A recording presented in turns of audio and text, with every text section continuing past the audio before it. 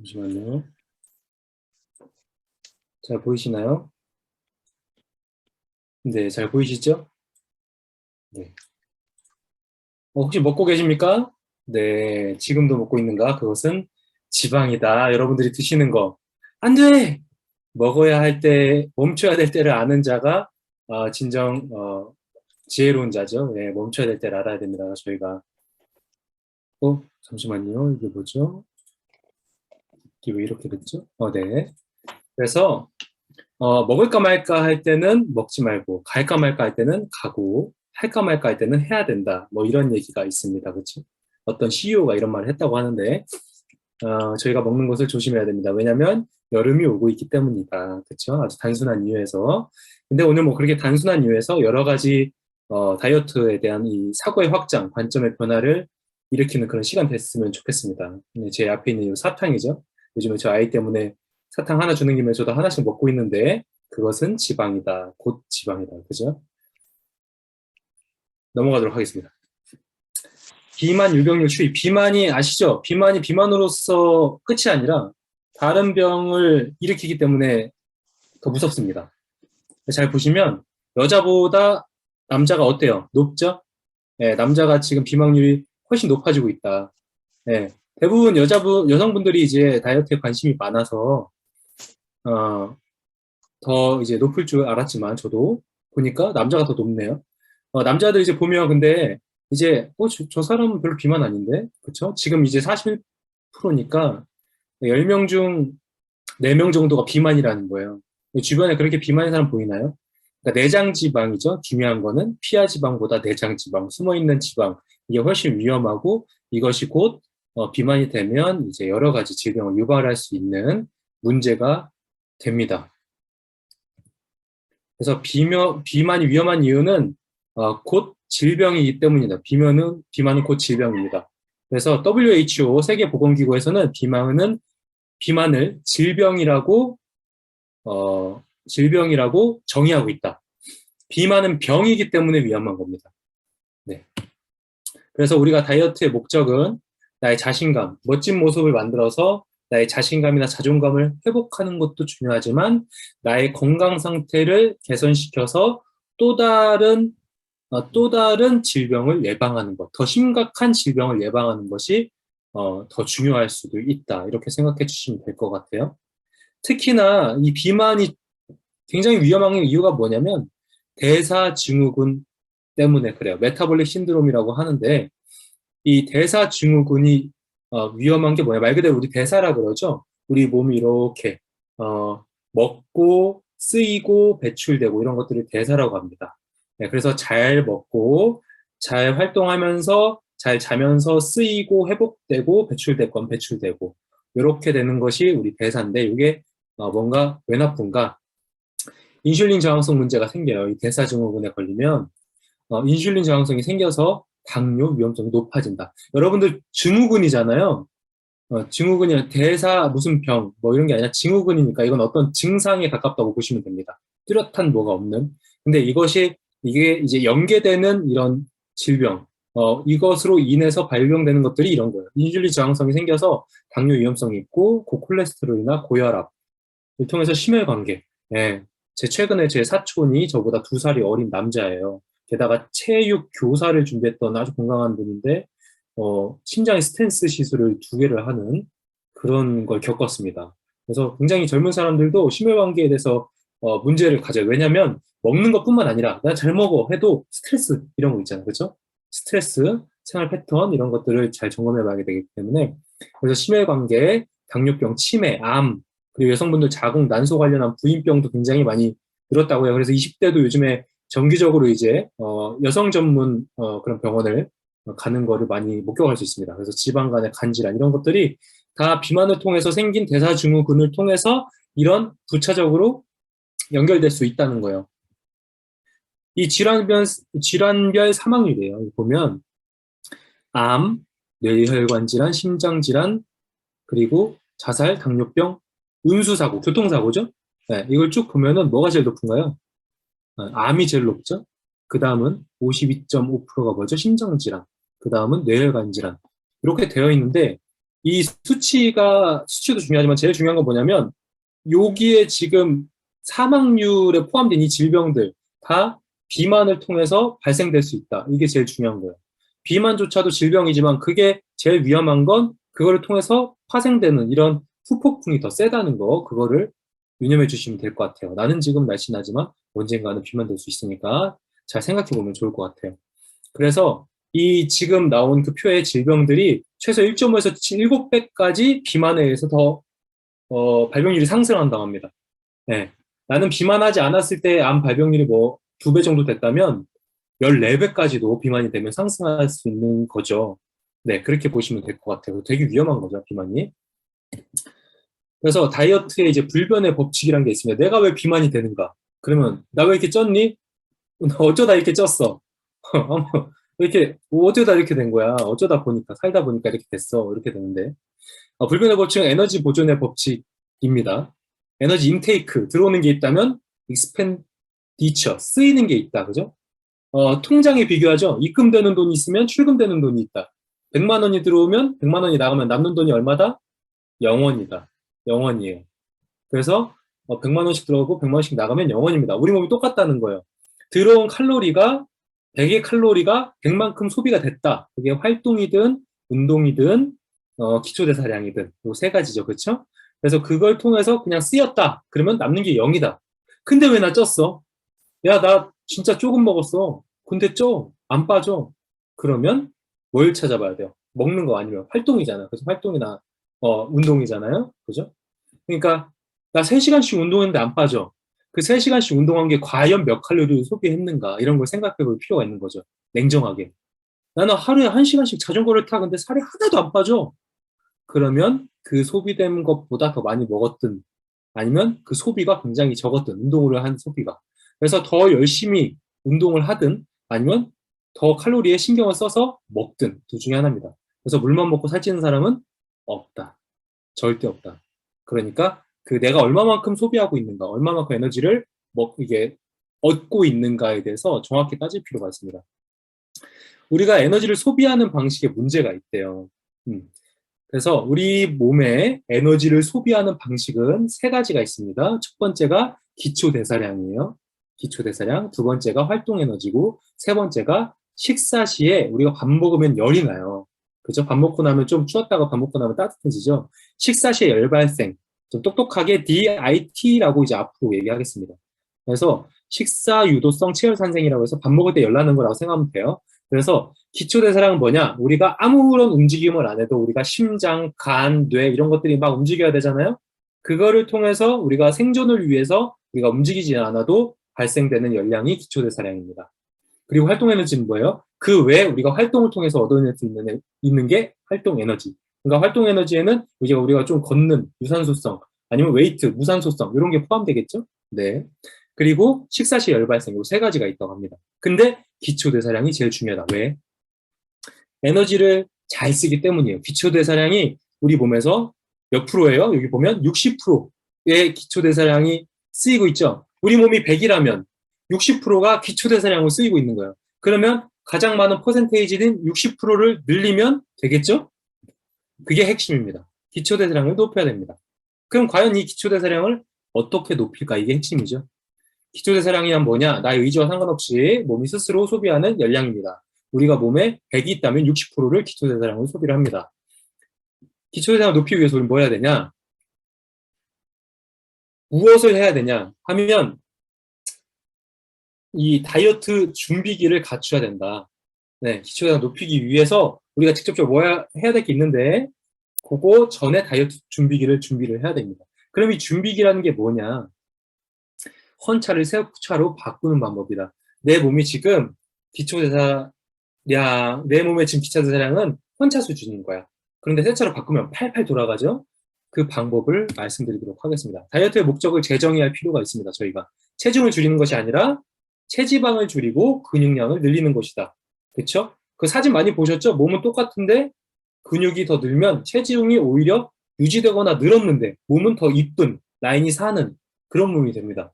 그래서 그 체중계의 숫자는 버리시고 중요한 거는 이제 줄자로 내 허리를 잰다던가 내 허벅지를 준다던가 해서 수치에, 그런 수치에 관심을 가지세요. 그래서 몸매 라인, 눈바디가 요즘에는 더 정확하다. 그죠? 그래서 기초 대사를, 잠시만요. 여기 또 있네요. 그래서 우리한테는 근력 운동이 되게 중요합니다. 근력 운동이 되게 중요해요. 왜냐면 이 신체 기관 중에 에너지 소비가 가장 많이 되는 곳이 근육입니다. 왜냐면 우리 몸에 근육이 하는 일이 많기 때문이죠. 그렇죠? 우리가 움직이는 게 다 근육으로 하는 거니까. 그래서 근육에서 에너지 소비가 제일 많이 되는데 그 근육이 기초 대사량의 50% 이상을 소비한대요. 우리가 가진 에너지가 100이라면 그 중에 60을 기초 대사량이 쓴다고 그랬잖아요. 그 기초 대사량의 절반 가까이를 근육에서 다 소비한다고 합니다. 그러면 근육량 우리가 늘리게 되면 기초 대사량도 늘리게 되어 있다. 그렇죠? 그래서 이 근력 운동이라 하면 뭐가 있어야 되냐? 근육통이 있어야 됩니다. 네. 요즘에도 체력장을 하는지 모르겠어요. 네, 제가 놀이터에서 만난 초등학생들한테 물어보면 운동회는 한다고 하는데 예전에 체력장이라는 게 있었죠. 하면 막 다음날 배에 알배기고 막 그러잖아요. 이모빌리티 하면. 그쵸? 그래서 근육통이란 그 안에 근섬유가 끊어짐으로써 생기는 통증입니다. 그 끊어진 근섬유는 다시 붙으면서 더 강하게 두껍게 붙는다고 해요. 그래서 그거 붙을 때 우리 몸에 원료가 충분해야 잘 붙고 커지겠죠. 그죠?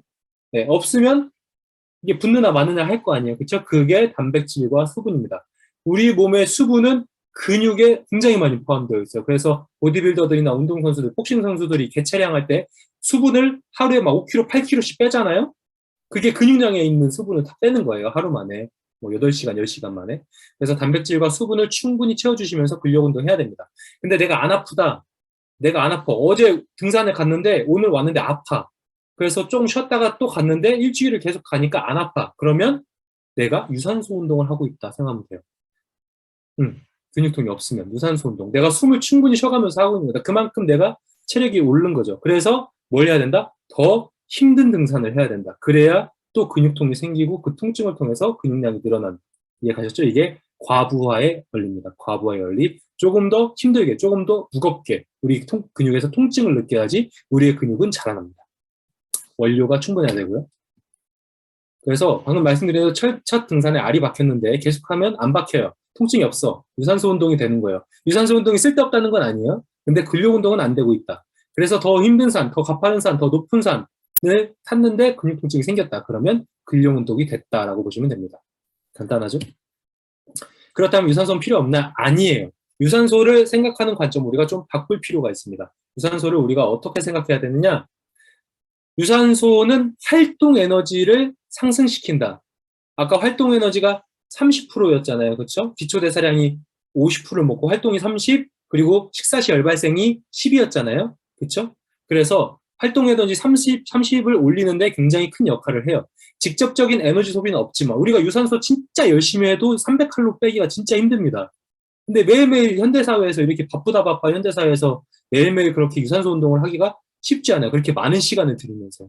그렇죠? 그러니까 직접적인 에너지 소비가 아니라 신체 기능을 서서히 활성화하는데 우리가 목적을 두고 해야 된다. 그래서 심장 기능, 심장 강화라고 하죠. BPM을 올려가지고 막 굉장히 빠르게 하면 심장이 막 헉헉대죠. 막 여기 막 피만 나고 심장 기능을 높이고 폐 소화기관을 점차적으로 우리 몸의 기능이 개선되면서 신체 기관의 에너지를 효율적으로 사용하는 기초 대사량을 결과적으로 올리는 효과를 갖다주는 이런 개념으로 생각해야 됩니다. 유산소는. 그래서 직접적인 에너지를 내가 소비하는 것은 아니다. 이해 가셨죠? 점차적으로 꾸준히 해서 점차적으로 나의 몸의 기능을 활성화시켜서 결국에는 기초 대사량을 증가시키는 효과를 가져오는 것이다. 활동 에너지를 상승시킴으로써. 이해 가시죠? 그래서 그리고 이 DIT에 대해서 좀 말씀드리면 밥 먹을 때 열나는 거예요. DIT는 아침에 제일 크대요. 그리고 점심에 조금 적어지고 저녁에 적어진대요. 그래서 아침을 든든하게 먹고 저녁을 조금 먹어야 된다. 이거 결론입니다. 그런데 평소에 우리는 아침을 굶고 점심은 맛있게 저녁은 회식. 우리나라에 그게 많잖아요. 그렇죠? 저녁에 시간이 여유로우니까 여가를 내가 스트레스를 풀어야 되잖아. 그래서 이런 식상의 패턴을 바꾸기가 좀 어렵지만 그럼에도 불구하고 바꾸도록 노력을 해야 된다. 그렇죠? 우리가 비만을 통해서 또 이게 안 주면 안 되니까요. 그렇죠? 그래서 아침을 든든하고 저녁을 소식해야 된다. 그리고 이게 중요한 게 있습니다. 음식 섭취 후에 포만감을 느끼는 시간이 20분이라고 해요. 그래서 밥을 천천히 먹어야 됩니다. 현대사회는 좀 힘들죠. 그룹으로 같이 먹을 때도 있고 하니까. 근데 최대한 그래도 천천히 15분, 20분 우리나라. 그래서 긴 시간 길면 길수록 적은 식사량으로 포만감을 느낄 수 있습니다. 프랑스에서는 45분이 평균이래요. 식사 시간이. 네, 그래서 우리나라 사람들도 최대한 늘려서 한 20분 정도는 천천히 먹는 것으로. 그래서 숟가락 말고 젓가락으로. 그리고 국이 나오면 건더기부터 먹고, 그리고 밥은 천천히 먹는 것으로. 그런 식으로 조금 유도리 있게 우리가 해봤으면 좋겠습니다. 그리고 아까 준비기라고 말씀드린 게 핵심이 이거예요. 디톡스. 우리 몸에 독소가 있다는 거예요. 독소. 아시죠? 왜 독소가 쌓이냐? 우리가 호흡을 하기 때문에 공기 중에 오염물질을 마시고 피부에 바르는 거, 그리고 생활용품, 생필품 있죠? 피부에 바르는 게 흡수되기도 하고, 우리가 먹는 거를 소화기관을 통해서 굉장히 안 좋게 흡수되기도 하고, 생활습관, 운주, 흡연 이런 것들, 그리고 약물, 그리고 화학 독성물질, 우리가 이제 뭐 집 안에서 실내에도 독성물질 굉장히 많죠? 그리고 플라스틱 이런 거, 그리고 스트레스, 만병의 근원인 스트레스 받는 것 자체만으로 코티졸이나 카테콜라민 같은 이런 호르몬 물질들이 나오면서 우리 몸을 굉장히 안 좋게 만듭니다. 그거 자체로. 혈압을 상승시키고 뭐 다른 기능들을 최소화시키고 스트레스를 해소하는 거에 모든 걸 갈아 넣는 거예요. 그리고 신체 내에서 생산되는 또 독소도 있어요. 그죠? 장 내에 내가 유해균이 엄청 많다. 그러면 독소가 매 순간 풀풀풀풀 나오고 있다. 그리고 내 내장 지방이 뒤룩뒤룩 끼어 있다. 그러면 그 지방에서도 독소 물질이 풀풀풀풀 매 순간 몇 초마다 나오고 있다. 그렇게 생각하시면 됩니다. 그리고 세균, 바이러스, 곰팡이, 기생충 이런 모든 게 독소예요. 그래서 이 독소를 통해서 시력 저하, 중추신경계, 체중 증가, 비만이 오기도 하고요. 남성 호르몬 감소, 관절 염증, 통증, 그쵸? 류마티스 관절염 이런 것들이 진짜 관절이 아파서가 아니라 류마티스 관절염은 이제 사실 장애 문제에서 비롯되는 거죠. 퇴행성 같은 거, 기억력 저하, 위산, 요통, 과민성 대장증후군, 각종 질병성 위험성이 독소 때문에 증가한다고 합니다. 그래서 이 바디버든이라고 하죠. 체내 독소가 신체에 부담을 받고 있는 상태. 바디버든. 그리고 톡식로드라고 하는 얘기가 있어요. 독성물질들이 신체에 계속 쌓인다. 요즘에 좀 유행하는 단어죠. 알아두시면 좋고. 그래서 체내 독소 물질이에요. 저 안에 색깔 동글동글하게 있는 게. 그래서 체내 독소가 이렇게 많으면 이 독소 물질 농도를 낮추기 위해서 지방을 우리 몸에 축적한대요. 네. 몸에 독소가 많으면 지방을 축적한다고 합니다. 그리고 더 중요한 게 뭐냐면 이 상태에서 독소가 해결되지 않은 상태에서 다이어트를 해서 몸이 슬림해졌어요. 그런데 몸이 슬림해지면서 독소의 농도가 높아졌어요. 농도가 높아진 상태에서 다이어트가 힘들었으니까 좀 쉬어. 그런데 그 독소는 그대로라서 그 독소의 농도가 더 높아져서 다시 지방이 그 독소를 중화시키기 위해서 다시 채워지는 이게 요요 현상이다라고 말하는 게 있다고 합니다. 그래서 내 몸에 독소가 해결되지 않으면 그 독소를 가지고서 몸이 슬림해졌다 해도 그 독소를 다시 중화시키기 위해서 내 지방이 다시 채워지는 게 요요다라는 말이 있어요. 그래서 근본적으로는 독소의 양을 먼저 줄여야 된다. 그래야 지방의 재축적을 방지한다. 그래서 내가 지금까지 수십 년 동안 쌓아온 독소가 어떻게 단기간에 빠지겠습니까? 그죠? 그래서 충분히 시간적인 여유를 갖고 독소를 제거해야 된다. 어떻게? 식이섬유가 풍부한 과일, 채소의 위주를 식생활을 먼저 바꾼다. 그러니까 다이어트 준비기예요. 본격적인 다이어트를 하기 전이에요. 전에 이걸 먼저 하시라는 거예요. 그래서 식이섬유가 풍부한 과일이나 채소 위주의 식생활을 먼저 하고 육류와 가공식품 섭취를 줄인다. 배달 음식 같은 거 사실 입맛이 많이 땡기고 스트레스 때문에 끊기 힘들지만 그 심정 너무 잘합니다. 저도 많이 쪘기 때문에. 그런데 그럼에도 불구하고 언젠가는 저도 지금 다이어트 시작했거든요. 언젠가는 우리가 시작하고 건강을 위해서 돌아가야 될 때가 내 몸이 체득하고 느껴질 때가 있죠. 그 전에 위험하기 전에 우리가 미리 한번 준비해보는 생각을 가져보자고요. 그래서 유산균과 식이섬유, 프락토, 옹디무당을 섭취를 해서 유해균이 감소하는 건 독소가 감소한다는 거죠. 그죠? 그리고 비만 원인균 같은 것들이 발견됐기 때문에 그런 것들을 제거하는 효과가 또 유산균이 있습니다. 그리고 간의 해독 기능. 그 디톡스잖아요. 간이 해독 기능을 우리 몸에서 하고 있잖아요. 그렇죠? 그래서 기능을 간화할 수 있는 그런 영양소를 채워주시기도 하고, 그리고 항산 영양소. 제가 말씀드렸듯이 체내에서 독소가 계속 발생되고 있어요. 먹는 것도 많지만. 그래서 그 독소에서 유해산소가 또 발생해서 그 유해산소가 우리 세포를 또 공격해요. 그래서 그것도 없애줄 수 있는 영양소. 그리고 수분 섭취. 물 하루에 몇 리터?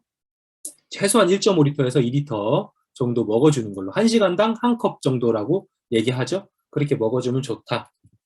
그래서 3개월, 최소 1개월에서 3개월은 이걸 먼저 하시라는 거예요. 다이어트 하지 말고 다이어트 준비를 하시라는 거예요. 그래서 좋은 식생활과 생활 패턴을 가지고 3개월 준비를 하고 그 다음에 운동을 열심히 하고 본격적으로 지켜나가라. 그래서 다이어트는 먹는 것을 바꾸는 게 아니라 진리는 근본적으로는 생활 습관을 바꾸는 것이다. 이런 얘기가 있습니다. 그래서 하나의 팁을 드리자면 생체식의 다이어트라는 게 있어요. 우리는 아주 오랫동안, 인류가 아주 오랫동안 태양 에너지를 먹고 살면서 해가 뜨면 활동하고 해가 지면 잤어요. 그쵸? 그래서 아주 오랫동안 인류가 그렇게 살았기 때문에 그것을 지키는 것이 중요합니다. 그래서 이걸 일주기 리듬이라고 해요. 그래서 사람의 일주기 리듬은 한 24시간이라고 얘기하고 빛과 어둠 그리고 이제 기온, 뜨겁고 시원하고 이런 걸로 이제 리듬이 형성이 됩니다. 그래서 이런 것으로 체온이나 우리가 수면, 각성 상태 등이 영향이 있어요. 낮에는 햇빛을 많이 받아서 이 장 속에서 세로토닌이 대부분 생성이 되죠. 그래서 장 환경이 좋아야 됩니다. 유산균 챙겨 먹으시면서 햇빛을 충분히 받으셔야 장에서 세로토닌이 나오고 그것이 밤에 돼서 멜라토닌으로 전환이 되면서 졸린 거예요. 그래서 밤에 햇빛을 충분히 안 받으면 저녁에 잠이 온다 안 온다? 안 와요. 안 옵니다. 그래서 낮에 햇빛 쐬기 힘들어. 뭐 햇빛 알러지 있는 분도 있지만 많지는 않습니다. 햇빛 ଶ୍ୱ기 힘들어하면 햇빛 생활이 너무 사실 없었던 분이 많아요. 그래서 조금씩 점차 늘려가시고 과하지 않게. 그래서 유전적으로도 이런 것들이 생기기도 유전적으로도 결정이 된다. 노화로 인해 이 빛을 받으면 이 시각세포를 통해서 시상하부에 있는 시각교차 상액이라는 뇌 부위에서 일주일 리듬을 조절한대요. 근데 노화로 인해서 좀 손상될 수도 있고 유전적으로도 어느 정도 부분이 있으니까 이런 것도 좀 알아보시면 좋고. 그래서 아침 새벽에 6시부터 12시까지는 코티졸 호르몬, 스트레스 호르몬이었죠? 그래서 스트레스를 받으면 어때요? 지금 제가 다운사님 자고 있는데 얼굴에다 찬물을 확 끼얹었어. 스트레스 받죠? 스트레스 받으면 어때? 정신이 야, 삐야 뭐 하는 거야? 미쳤어? 막 이렇게 나올 거 아니에요? 그럼 지금 내 상태 어때? 말끔해졌죠? 욕하면서. 각성 상태가 돼요. 스트레스를 받으면 사람이. 그래서 일에서 스트레스 받을 때 각성 상태가 되면 집중이 되잖아요. 그래서 그 각성 상태를 위해서 우리가 여러 가지 음료도 먹고 막 하잖아요. 커피도 먹고. 그래서 아침에 이 코티졸 호르몬 때문에 자연적으로 각성 상태가 가장 높은 상태입니다. 그래서 학습, 공부하는 거 중요한 거는 머리를 쓰는 거는 아침 하는 것이 좋다. 오전 12시부터 저녁 6시까지는 뭐냐? 각성 상태가 조금 떨어지고 대신에 신체 상태가 올라옵니다. 그래서 머리와 몸을 같이 쓰는 활동, 뭐 출장 같은 거, 그죠? 막 활동하면서 이제 뭐 손님, 이제 고객을 만난다던가 뭐 이런 활동들을 같이 하면은 좋습니다. 그 저녁에는 이제 혈압이 올라가고 수면 호르몬인 멜라토닌이 분비되면서 이제 잘 준비를 하게 되는 거죠. 그리고 밤에는 멜라토닌의 분비가 최고조가 되면서 수면 상태에 돌입됩니다. 그리고 체온이 떨어지죠. 그래서 우리가 자기 전에 샤워를 하면서 수분이 몸에서 증발되면서 체온을 저하시키는 효과가 있어요. 그래서 미지근한 물로 샤워를 하고 잠자리에 들면 좋다 이런 얘기도 있죠. 근데 어쩔 수 없이 밤에 일한다면 호르몬 관리에 좋은 특히 부신 관리 같은 거 부신이라는 몸에 기관이 있거든요. 영양 관리가 필수입니다. 그래서 생체 리듬을 지키는 가장 기본이 되는 영양 성분인 비타민, 미네랄이 없으면 우리 몸이 스위치가 안 켜진다고 생각하시면 됩니다. 그래서 생체 리듬을 이걸 잘 지킨다 하면 비만이 예방된다라고 보시면 됩니다. 그래서 두 가지를 잘 지키시면 되는데 첫 번째 식사와 두 번째 수면입니다. 식사는 뭐냐? 12시간 공복 유지만 하면 된다. 이거 하나만 기억하셔도 사실 비만 살 빠지는 거 크게 걱정 안 하셔도 됩니다. 내가 저녁을 7시에 먹었다 그러면 아침 몇 시 이후에 먹어라? 7시 이후에 먹어라. 저녁을 6시에 먹었으면 아침을 새벽 6시에 일어나서 그 이후에 먹어라. 그리고 자기 전에 내가 12시에 자면 8시 이후에는 먹지 말아라. 이거예요. 그렇죠? 왜냐하면 우리가 잘 때는 대사 기능이 떨어집니다. 그래서 먹고 자면은 대사가 잘 안 되니까 다 지방으로 축적될 확률이 엄청 높아지는 거죠. 이해가시죠? 그래서 그리고 수면 시간도 최소 7시간 수면을 권장드립니다. 그 전에 너무 조금 자면은 이제 신체 각성 상태가 막 생기고 이제 스트레스 상태가 생기면서 안 좋아지죠. 그러면 이제 지방 세포가 활성화되고 막 이렇게 됩니다. 그래서 자정 12시부터 4시까지는 꼭 포함한 상태에서 총 7시간을 주무십시오. 그래서 이 식생활 패턴이 수면과 건강에 미치는 영향을 미국 솔크 연구소에서 연구를 했어요. 그래서 수면 중에 자실 때 이제 빛을 꼭 차단하시고 까맣게 아주 암흑처럼 이렇게 해놓고 주무시고, 그리고 기상 후에는 스트레칭을 꼭 해서 각성 상태를 빨리 만들어서 코티졸 호르몬이 빨리 나올 수 있게 자극을 줘야 됩니다. 그래서 각성 상태를 빨리 만드시고, 우리 김식희 여사님 일어나셔서 요가 하시잖아요. 그런 거 굉장히 좋은 겁니다. 저도 일어나서 폼롤러 하거든요. 위에서부터 아래까지 다 폼롤러 하면 몸에 근막이완 되면서 각성 상태가 금방 되죠. 자기만의 그런 스트레칭 하시고, 낮 시간에 햇빛을 충분히 쐬셔가지고 밤에 멜라토닌 호르몬 분비가 원활히 될 수 있도록 만드십시오. 그리고 인체가 그 낮이라는 거를 인식할 수 있게, 그렇죠? 그래서 건물 안에 있다면 그게 힘들 수도 있지만 최대한 그게 가능할 수 있도록 네, 만드시면 좋을 것 같습니다. 너무 실내에만 계시면 비타민 D를 드시는 것도 추천합니다.